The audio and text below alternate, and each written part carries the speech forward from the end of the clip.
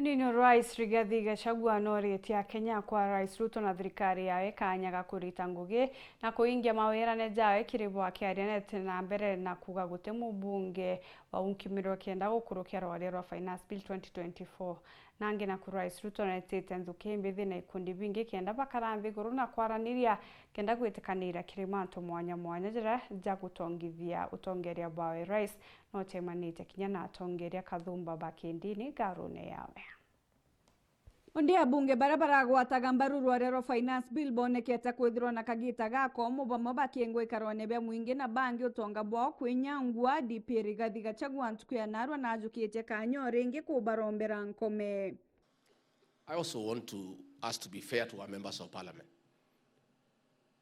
Many of you are disappointed with the way they voted here and there. Lakini sasa si mtakuwa na nafasi wakati ya uchaguzi. Saa hii tuwapatie nafasi wafanye kazi. Hii maneno ya kuwatukana, kuharibu mali yao, kuwatisha hakuna haja. Tuwasaidie wabunge wetu. Yeah? Nera kinyajo kite kanya gukararia nguto ire ikuthiurungu ate abunge banenkagirwa o mtu milioni ijere kienda kuringa kura gukurukia rware rwa Finance Bill akiuga bobo ni urongo botheri.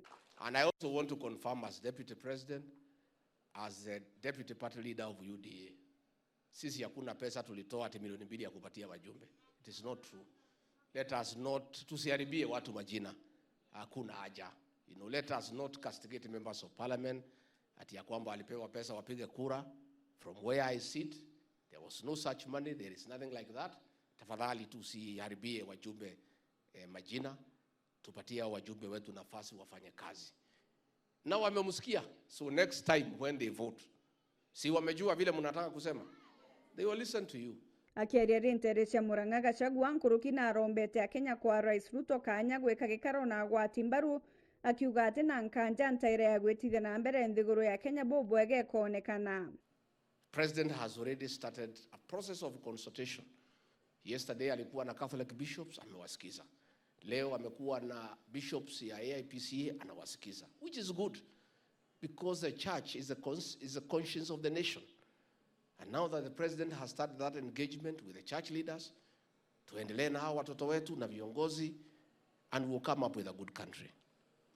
And I have no doubt in my mind, our president has heard the people of Kenya, and he has already started the process of consultation with the people of Kenya, with the leadership, so that we have a peaceful country and we can get development. Na jukite kanya kuromba nthuki mbithi gutiria maandamano jira babangite kiumia twitete akiuga thirikari nirikitie kubanga ureka abathikira.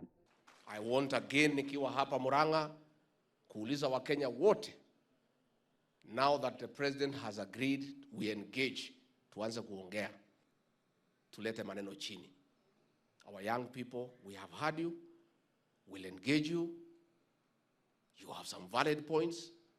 We'll also share with you what we know. We put it together with what you are suggesting. We come up with the best formula. This is our country. And we have no other country. Please, tungetaka kuona, nimeona kwa mitandao wanasema next week tuachane na hiyo maneno. Miareje nionekete kugwatirwo bunene ni Rais Ruto kagita karia kuriongerine atongeria bakanisa ya AIPCA garone yawe. Mimi nitatoa taarifa leo ya kwamba mimi nataka tuongee kama Wakenya. Yes. Mimi nataka nitatoa mpango kuanzia next week. Mimi nataka tukuje tuketi chini. Viongozi wa makanisa, viongozi wa dini, viongozi wa vijana, viongozi wa NGOs, civil society, professional bodies, viongozi wa vijana kutoka university, tuketi chini tuongee vile nchi yetu tutapeleka mbele. Vile mambo ya madeni ya Kenya tutafanya namna gani? Amona bo una ugeta kuri no batu bakwathurana baraba gutetera Kenya na baraba kujukia kanya kwaragania nthiguru untu ugete thirikari titikiria na untu botonekete kumeruka bobwega mimerone ya Kenya baba ingia kukurukira mitandao. Wale waliochoma bunge sio hawa watoto. Si ndio? Sio watoto hawa wetu. Wale walienda kuchoma bunge ni criminals ambao tutawatafuta, hawawezi kuhepa, kwa sababu huwezi kuharibu mali ya umma. Tutaongea na vijana wetu, tuko na mpango ya vijana wetu, lakini wahalifu, wakora na hawa criminals pia tutawashughulikia kulingana na sheria. Hakuna vile mtu anaweza kwenda kuharibu biashara ya mwingine. Kuharibu biashara ya mwingine, kuvunja mali ya umma, kuharibu biashara, kuharibu manyumba ya serikali, kwenda kuchoma CDF office, kwenda kuchoma sijui nini. Hiyo itatusaidia na mambo yetu ya kusuluhisha matatizo ya vijana kwa njia gani? The Father, the Son and the Holy Spirit.